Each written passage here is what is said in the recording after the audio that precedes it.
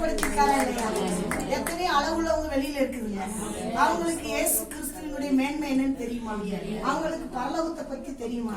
அவர்களுக்கு அங்க பரலோகத்துல பேர் இருக்கா? அங்க எழுதப்பட்டிருக்கா? ஆனா உங்களுக்கு எனக்கும் எங்க இடம் இருக்கு? ஜீவ புஸ்தகத்துல நம்ம பேரு பாருங்க.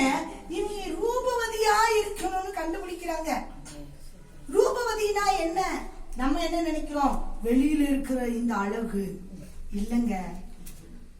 உன்னத பாட்டுல கர்த்தர் சொல்லுகிறாரு, என் உத்தமியே, என் ரூபவதியே, பழுது ஒன்று ஒன்னில இல்லை.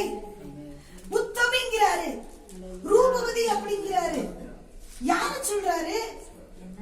உங்களைத்தான், என்னத்தான். நம்ம வீட்டுக்காரர் சொல்றாரா இல்லையோ? ஆண்டவர் சொல்றாரு. அல்லேலூயா. ஆமா, ஆண்டவர் என்ன சொல்றாரு? என் உத்தமியே சிவா, என் பிரியமே, என் ரூபவதியே கலா அப்படின்னு சொல்லி என்ன செய்யறாரு? சந்தோஷமே இல்ல பாருங்க. அவர் உத்தமிங்கிறாரு, ரூபவதிங்கிறாரு, உன்னில் பழுது ஒன்றும் இல்லை அப்படிங்கிறாரு. ஆனா உங்க வீட்டுக்காரங்க எத்தனை நேரம்